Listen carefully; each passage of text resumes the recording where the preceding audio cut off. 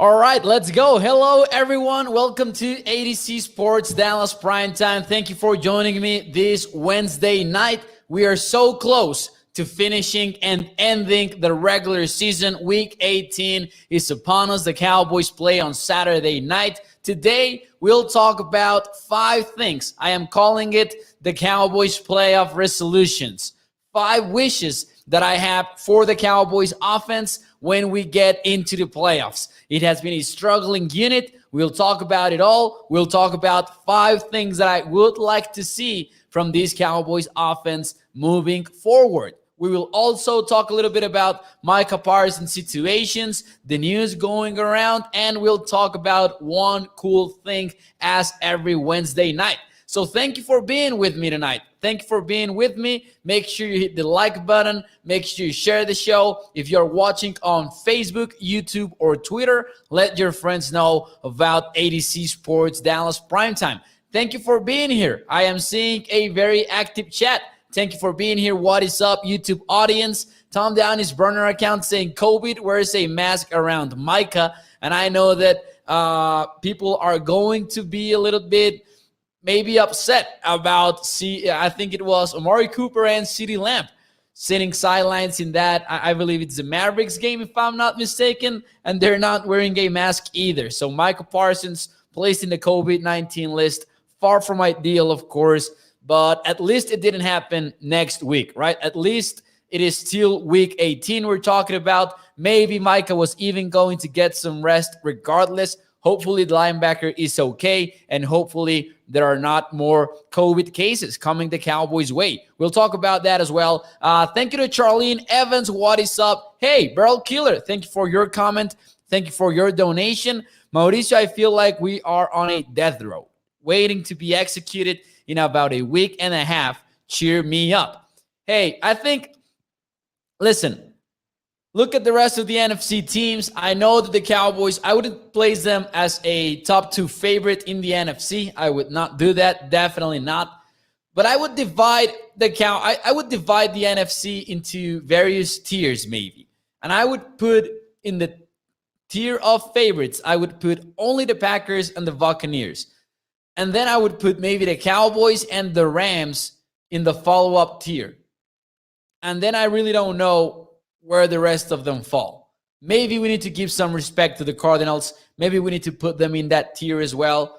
But I think it's close. Hey, I'm not going to tell you that these are just the Cowboys that are going to be your contenders. I'm not going to do that because I really feel like I shouldn't. But I think that it's a little bit closer than maybe we would assume. But thank you, Beryl, for your comment, for your donation. And also, hey, what is up, Charlene Evans? Thank you for that very generous donation. Thank you for being with us tonight. Shout out to Charlene. Great content. Keep it coming. Hey, Charlene, I really appreciate it, and I appreciate you guys joining the show. I'm from PA. Says burner account. When did we become the Dallas Groundhogs? That is the question over there on YouTube. I wish Mo Jerry would sell the team and we hire a general manager. I've given up expecting that to happen. And I think that, to be honest, the Cowboys, even with Stephen Jones as your general manager, he kind of has struggled as well, right?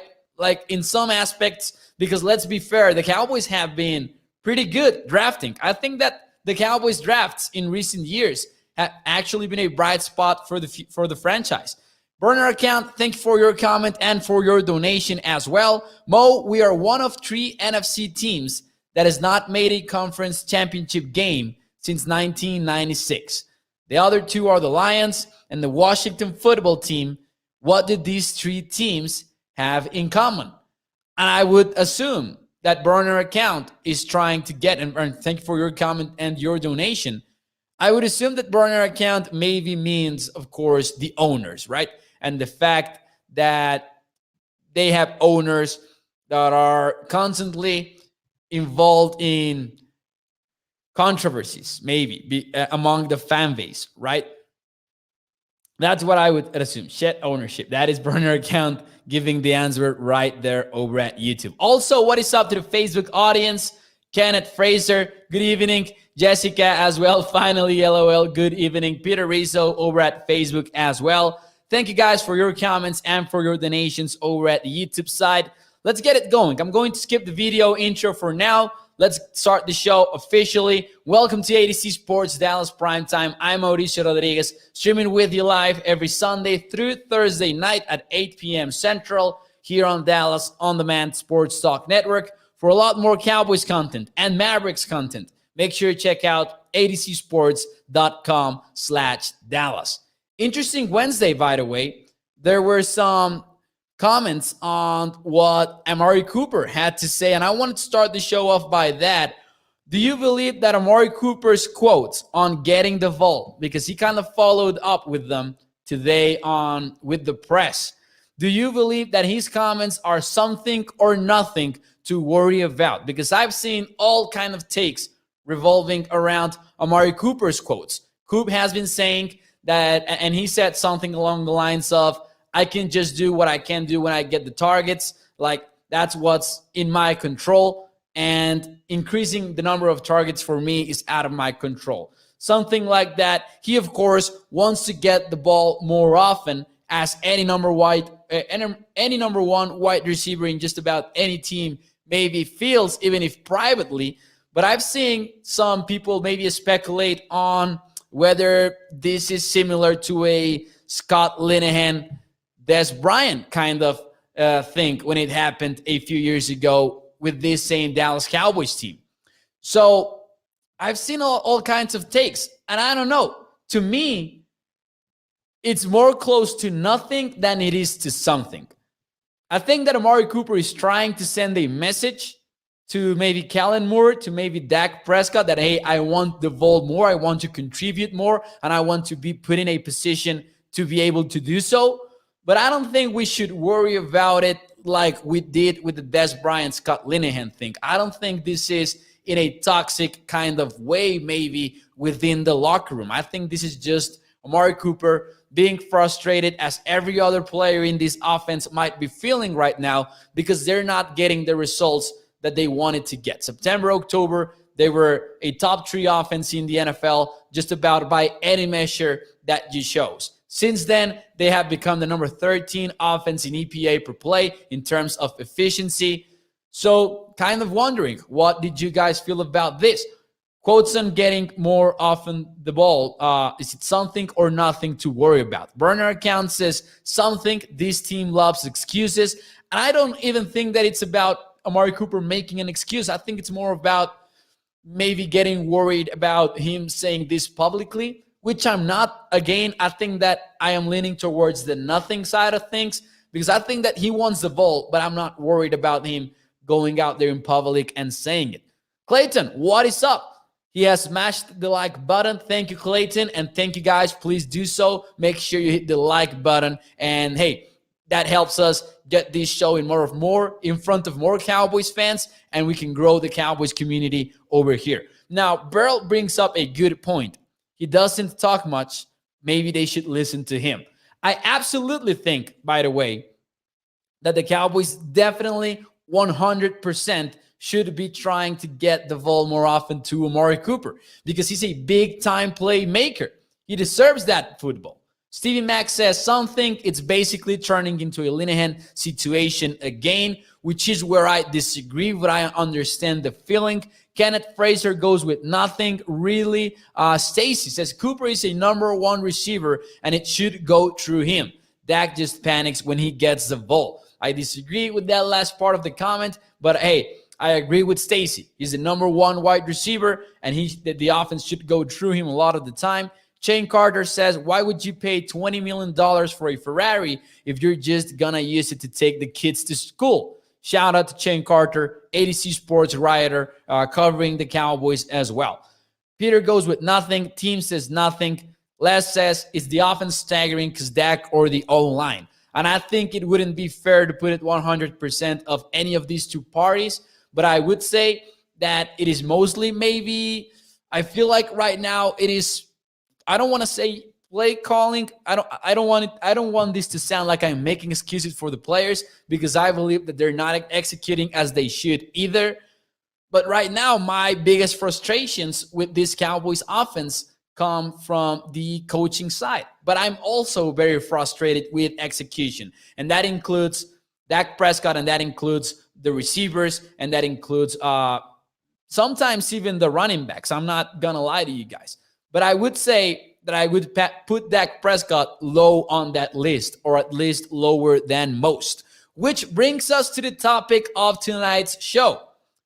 5 resolutions. I'm calling it the Cowboys Playoff Resolutions. 5 things that this offense must do to get back in track in the playoffs. We will dive in. Let me know your thoughts in each and every one of these. Make sure you tell me what you think over at Facebook, over at YouTube. Let me know what you think about these 5 things that I believe the Cowboys offense must do to get back in track for the playoffs. I'm not sure if they will implement them in week 18. I'm not sure how aggressive they will be because they're talking about playing starters. I'm not sure how many of them they will actually play, or if they do, how long will they stay on that football field. Dallas Young says, I think we all agree he needs 10 targets per game. The number of targets that Cooper is getting is ridiculously low. I do believe that. Randall says, last time Cooper did this, he had a great game. That is true. Versus the Washington football team. One of the best games for the Cowboys offense. What is up, Joey Vela? Saying, I've been missing your shows, but I rewatched them. Thank you to Joey. Thank you for tuning in. And remember, if you ever miss any of these shows, you can also listen to them after the stream over on Spotify, iTunes, wherever you listen to podcasts. We have the ADC Sports Podcast. Jason Renfro providing us scoreboard updates for the Dallas Mavericks. Thank you to Jason. I appreciate that as well. All right, let's get to it. My number one wish for this Cowboys offense, it is something that is maybe obvious. A lot of people are thinking about it, but shout out to John Owning, who had a great tweet on his social media this morning, actually. Less screen passes. That is my number one wish. And look at this number from John. The Cowboys are actually a top 10 offense when playing screen passes, when calling screen passes. They're the number 9th offense in EPA in that regard. But they have been number 23 in the NFL over the last 4 weeks. And I would assume that this is the Cowboys maybe reaching a little bit more than they could to the screen passes back, you know? It seems to me like it has gotten to the point in which they are telegraphing their screen passes. Think about that play that Budda Baker almost picked off from Dak Prescott. Let's not make any mistake about this, by the way.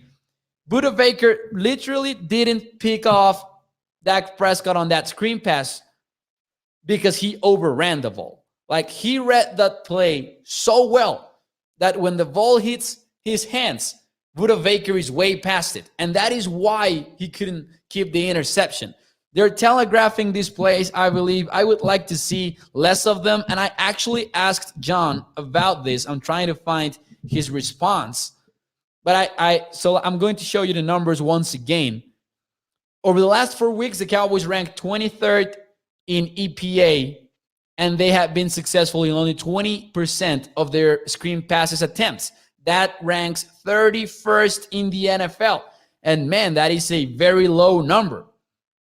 And then I asked John how frequently were they actually calling these screen passes, and I was interested by his response, because he says over the last 4 weeks they have been the fourth most. They have had the 4th most screen passes in the NFL, while in the total for the year, they were number 12 in the NFL. So that would be number 1 on my list. Let's have less screen passes. Dallas Young says, I like screens, but we run them too much. That might be the problem. That definitely might be the problem.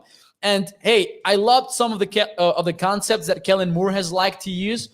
But when you have a tight end that you have thrown to only 6 times this season, and another one that you have thrown to only 2 times this season, and you line them up in the right side of the field with Connor McGovern, that is screaming screen pass, because defenses are not going to respect Jeremy Sprinkle and Sean McKeon because they have 8 combined targets in the entire year. And we talked about this a little bit last night, but we can tie it together to this topic as well. With screen passes, they're not going to be scared about that. And Budda Baker clearly knew what was up when they lined up that way. Jimmy should be in the Ring of Honor, says Barrel Killer, 2 or 3 times. Didn't expect that on this particular episode, but I agree with Burl. Jimmy Johnson should definitely be in the Ring of Honor. It is kind of insulting that he isn't, actually. Jason says the Cards telegraphed someplace and they didn't take advantage and make plays on them. Tommy says no more runs to the A-gap. Call plays to get Tony Pollard out of the perimeter. And I will talk about Pollard in just a few moments. Now, my number two wish to get the offense back on track. And hey, we talked about this last night. I'm going to actually use the same graphic for those of you who didn't catch the show live. But number 2, more 12 personnel. I'm not going to go in depth in this episode to these numbers, but just really quickly. In the first 8 weeks of the season, they used 12 personnel 32% of the time. And look at those numbers. 5.7 yards per carry, 9.4 yards per attempt, with a success rate of 58%. They were efficient when using 12 personnel. They lost Blake Jarwin, and that efficiency was clearly lost. At least it was part of it. But I want to see more 12 personnel from the Cowboys, because since week 9, they have only used it 20% of the time. And I believe that now that you have lost Michael Gallup for the season, and now that you're getting Blake Jarwin back, this is the time to start using more 12 personnel. So I think it is one of the things that the Cowboys could actually do in order to make the running game bounce back. So more 12 personnel, that is one of the things that I'm really insisting in social media. We talked about this last night. We dedicated actually the entire episode to talk about how Blake Jarwin helped this offense out, and you can check it out yourselves if you didn't catch it live last night. But that is one of the biggest things for me. Shane says with Blake Jarwin back, teams would have to respect 12 personnel more than McKeon or Sprinkle. That is 100% right, because you can line 86, 84 or 87 together, or Dalton Schultz in one of these guys. Defenses, again, they know you're not going to target them because you haven't. Me too, says Adria. Thank you, Adria, for being here. Randall says, I agree. I knew the Cardinals were going to fake punt. It was very obvious, says Modelo Time. Not going to lie, they caught me off guard. I didn't expect them. I was surprised by the fake punt. I actually had to rewind the game while watching live because I was guilty of picking over to my phone and tweet something, and then I saw that they had actually faked the punt. Legend has it, says burner account, late at night in the Star, you can still hear Jason Garrett clapping. That is a good one, burner. That is a good one, actually. Number 3, more play action. Before I give you the number, tell me a number, or you don't have to tell me. Just think about the number that you think. Where do the Dallas Cowboys rank in the NFL in usage of play action, in play action rate? Do you think they're a top 15 team in play action rate? Do you think they're top 10? Do you think maybe they're bottom 12 in the NFL? I'm going to tell you. I want to give you some time to get an idea by yourself. But the Dallas Cowboys have used play action only 20.5% of the time. They are 21st in the NFL in play action rate. I got to tell you, though, disclaimer, I didn't include sacks. So this is just pass attempts divided by pass attempts in play action plays. The league average is 22.4. They rank 21st in the NFL in play action rate. I really don't understand that, because play action doesn't only help you in the passing game. It actually helps you out in the running game too. I am very surprised by the fact that the Cowboys rank this low in play action. I remember that we talked about it earlier in the season, but I thought that they had increased their play action snaps. Turns out they didn't. 20.5%. That is below league average. That ranks 21st. And I knew that a lot of people were maybe going to have that idea. Peggy went with 10. Joey went with top 10 as well. I sort of expected them to be maybe 15th, 16th in the league. But no, they're 21st right now. Peter went with bottom 12. RB Nightmare said 23rd in the league. Top 10 said Kenneth Fraser. Yeah, it was definitely something that impressed me as well, or caught me off guard. Tommy says they can do play action if they don't run the ball. However, listen to this, guys. We have stats, year-over-year statistics that prove to us that you don't need to establish the run for play action to work. Like teams that, for example, run a lot of play action in the first quarter without first establishing the run. Play action works even when you're not running the ball efficiently. Of course, it will work out even if you're not insisting a lot on the run. Of course, you need to run the ball better. And if you are a better running team, you will get better results off of play action. But I actually believe that play action will help the Cowboys running game, not only the passing game. It's just changing things up and showing different stuff to the defense. Now, Dallas Junkies on point here. Dak is elite on play action. We need more of it, especially with Jarwin back and Gallup out. That is Dallas Junk in the YouTube chat. And I think that he's spot on. Dak Prescott is one of the best quarterbacks in the NFL in play fakes. He's not lazy. I remember Nate Tice, former Wisconsin quarterback. He is over there in the Athletic Football Show. A few weeks ago, he described Dak Prescott as a robot because of his techniques and the way that he has his mechanics all tied up, and very, very good with his mechanics. So hopefully we see more of that. Number 3, my number 3 wish for the playoffs. What I want to see more from this Cowboys offense. This is maybe a little bit more specific. Wanted to share it with you. Ironically, I will show you a snapshot of a negative play for the Cowboys. I will show you a snapshot of the play in which Dak Prescott was sacked in 3rd and 11 by Budda Baker. A lot of people have discussed this play in particular because it was a great play from the Cardinals. They showed 7 men in the line of scrimmage. They rushed only 4. One of them was the slot cornerback. They had DB types rushing Dak Prescott, and they did a tremendous job. The Cardinals did. However, I want more 7-man protection.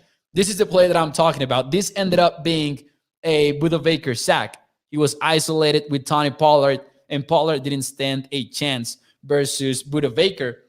But I still want to see more of this. I want to see more 7-man protection. So that is 5 offensive linemen up front, 1 tight end, 1 running back, players that can actually release into routes after checking for potential blocks in case the defense blitzes.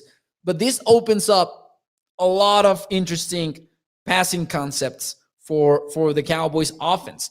And with Blake Jarwin back, you can have 2 receiving tight ends release from routes and really force opposing defenses into difficult matchups. Because this kind of movements, like for example, if you have a tight end lined up wide and then you motion him into the backfield, it can create a lot of confusion for opposing defenses. And right now, that is something that we feel like the Cowboys offense might be lacking a little bit. So yeah, number 4 for me is more 7-man protection. And I know it's ironic to use that picture because that is coming from a negative play, but I believe that the Cowboys have been using more 7-man protection. And this, of course, opens up a lot of possibilities in the deep game. You have 7-man protection, you're going to have more opportunities to have shot plays, maybe 20 yards, 15 yards, things like that. Kenneth says, yes, I agree. We really need to clean up our act for real. Burner account says, but if you don't have a blocking tight end, adapt him. Don't keep trying to put a square peg in a round hole. For sure, but Dalton is no blocker at all, says Beryl Keeler.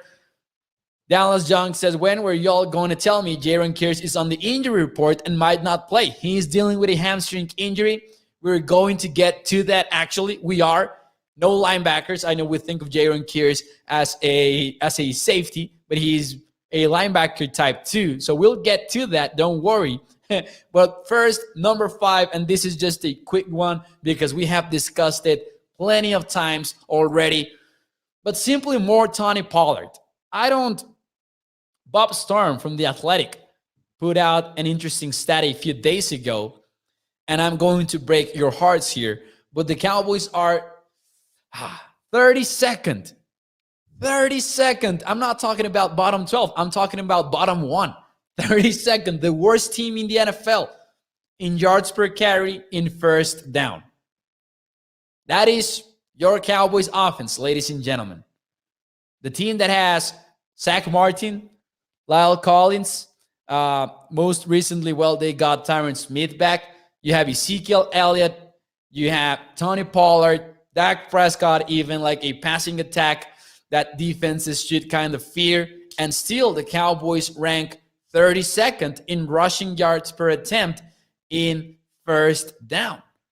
That was a painful stat to learn about. I really didn't learn about it until maybe I think it was yesterday or the day before that. So that gets me to my number 5 wish, my final playoff resolution for the Cowboys. More Tony Pollard. Let's get more Tony Pollard involved. He cannot have 3 carries versus the Cardinals, 2 of them coming in the same drive. I think that Pollard really opens up a lot of stuff for the Cowboys. And I'm not even saying that he should be running back 1 for the Cowboys, because I think that Ezekiel Elliott is maybe the better power back. He is definitely the better blocker. But get Pollard more involved. We know that the Cowboys like to run into the A-gap a lot. We know that Pollard is maybe the guy to open up the outside running game. But don't even marry each of these running backs to those concepts. Like, vary it up. 3 carries was upsetting, says Joey Vela. It really was, because even though it was a frustrating game, it wasn't like the Cowboys had to abandon the running game completely. They had to hurry a little bit more. I would have liked to see more tempo from them. Peggy says, what about Elliott's knee?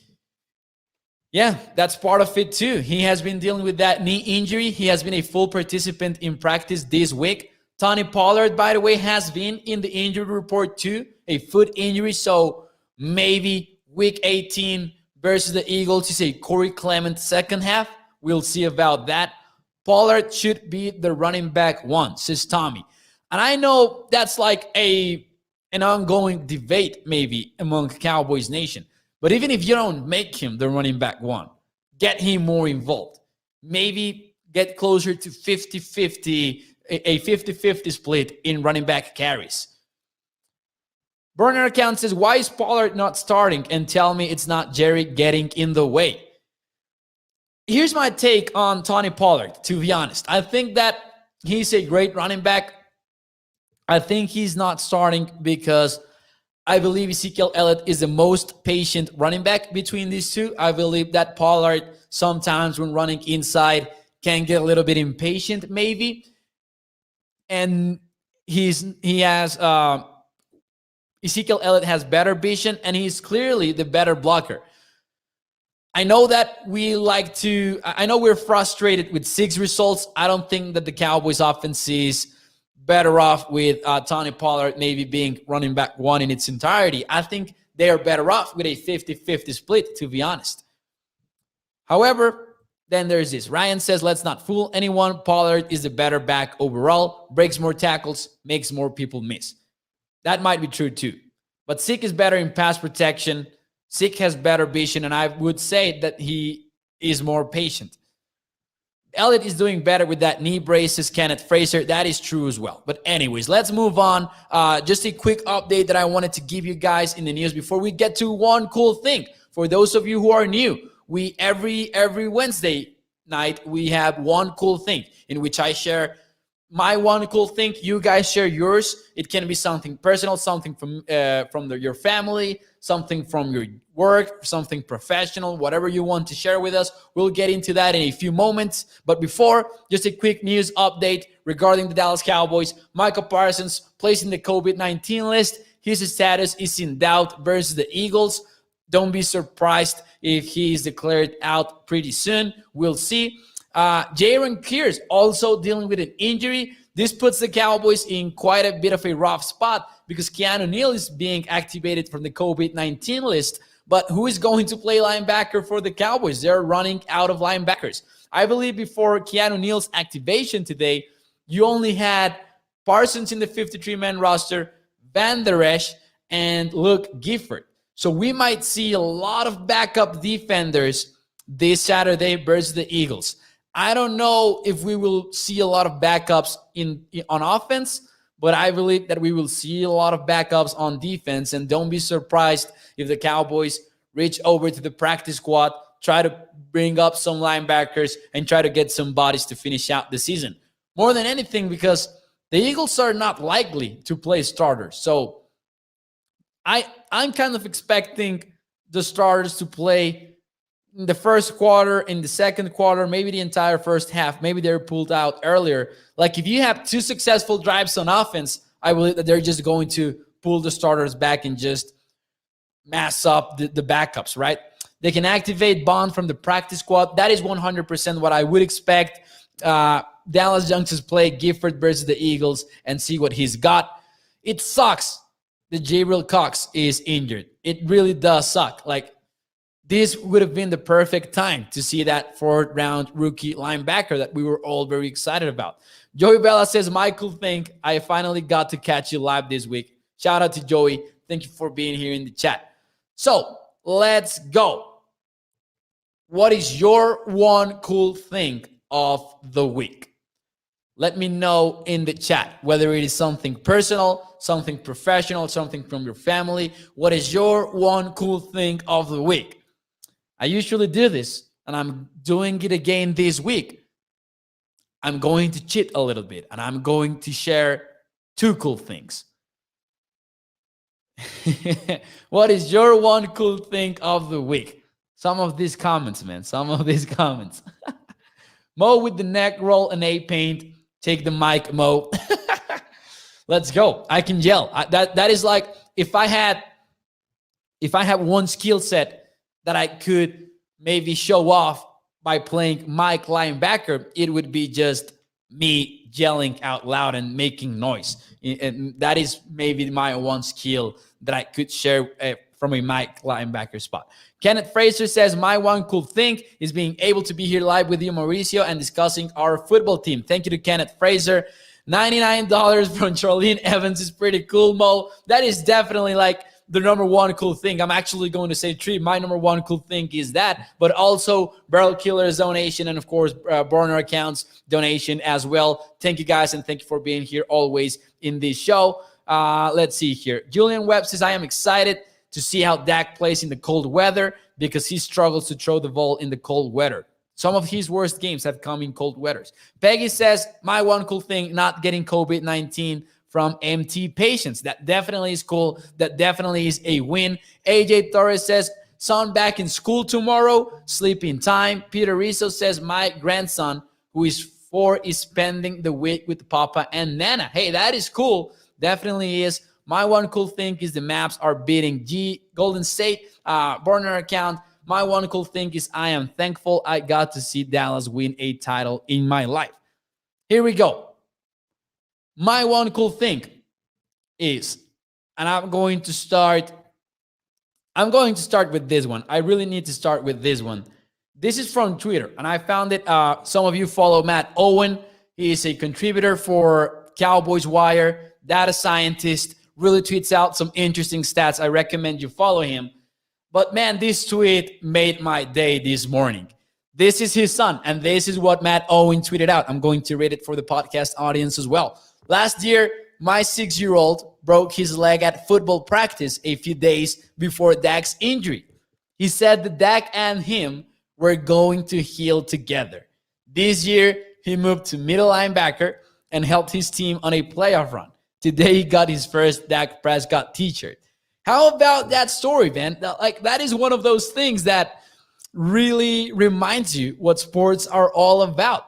He said that Dak and him were going to heal together. Imagine that. Shout out to Matt Owen's son. Congratulations on bouncing back from injury. The true comeback player of the year. It's not Dak Prescott. It's not Joe Burrow. It's this guy right here, Mike linebacker. Like, I'm not saying his name is Mike, by the way. I'm saying he plays Mike, helped his team in a playoff run. What a legend. Shout out to Matt Owen's son. And, of course, to Matt Owen himself because, hey, that's parenting done right.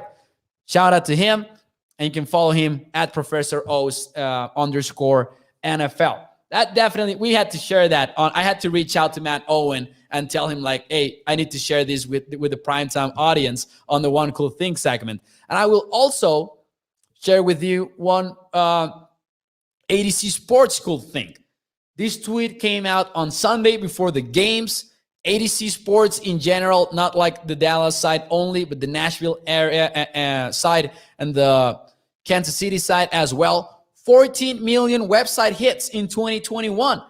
Boom, let's go. I'm excited about that too. I'm excited about what's to come for ADC Sports. We really have a great team. There's a lot of people that maybe you don't catch behind the scenes, or maybe you have not followed ADC Sports Nashville, but it's such a great team in general to be a part of ADC Sports. Excited about it. And my one cool thing of the week is this: 14 plus million website hits in 2021. Let's go get some more in 2022. And in case you haven't, make sure you check out adcsports.com too. Let's read some more cool things before we go here. Fernando Quintana says, how about AT&T Stadium as a possible spot to host the Super Bowl? Yeah, it seems to be the plan B for the NFL. In case you missed that news, the NFL is low-key concerned about the cases in California, so they're getting ready to have plan Bs, and it seems like AT&T Stadium is a possible spot to fall back to. Let's see. My one cool thing, I read these ones. Stevie Mack says, I had a huge Q-tip shoved up my nose, and the nurse didn't even buy me dinner before they did it. So Stevie Mack, those COVID tests, they're tough. It's my oldest daughter's birthday, says Stephen White, number 22. And I'm guessing that she's turning 22. I'm 22 years old. That is so cool. Randall says, I have two cool things. I'm still healthy and safe from COVID-19. Second, I'm still getting married later this year. Let's go, Randall. That definitely one cool thing and something I would to bring up just about every week. Tommy says, one cool thing, I started a Facebook page, a Facebook Cowboys page, True Blue Fanatics. Check it out. So you guys heard it here on Primetime. Go check out True Blue Fanatics. Congratulations to Tommy. As an Facebook Cowboys page owner myself, I can tell you that is definitely one cool thing. He can play linebacker this weekend. It's perfect. Yeah, we're definitely signing Matt Owen's son to the Cowboys 53-man roster. Stacy Brown says, fishing with my kids. Joey goes with, finally got to see the Cowboys play live this year versus Carolina. It was awesome. So, hey, thank you guys for sharing your one cool things with me. Definitely is something very, it's something that I love doing on this show. Dallas Young closing it out with saying, got me some new wheels for my truck. Also a one cool thing. So thank you guys. Thank you for joining me on tonight's show. Make sure you check out adcsports.com/Dallas. Tomorrow night, Thursday episode of Primetime. Interesting one because we have been betting the Cowboys all season long, and I really don't know how to bet this game because we really don't know who plays or who doesn't play. Hey, interesting scenario for the betting world. I want to bet the first half, but I see the first half spreads are closed in a lot of sports books. Don't really know how to proceed here, but I will let you know tomorrow night on betting the Cowboys, game prediction and stuff like that. Thank you guys. Stevie Mack with giving out crazy suggestions. I'm taking, of course. Anyways, guys, thank you for joining the show. I will see you tomorrow night, 8 p.m. Central. Smash that like button for me. Share the show. And if you're new to Primetime, make sure you subscribe to our various social media. Let's go, guys. Thank you.